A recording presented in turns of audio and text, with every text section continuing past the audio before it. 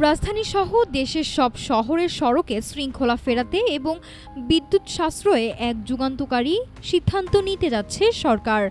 নিবন্ধনের আওতায় আনা হচ্ছে সব ব্যাটারি চালিত ই-রিকশাকে। তবে এই নিবন্ধন পেতে হলে থাকতে হবে বিশেষ একটি শর্ত। সোমবার সচিবালয়ে আয়োজিত এক পর্যালোচনা সভা শেষে এসব তথ্য জানান প্রতিমন্ত্রী।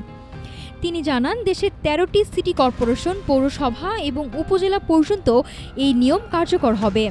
সেই সাথে ই-রিকশাগুলোর ফিটনেস পরীক্ষা করবে বুয়েট এবং সরকারি পলিটেকনিক ইনস্টিটিউটের অটোমোবাইল শাখা।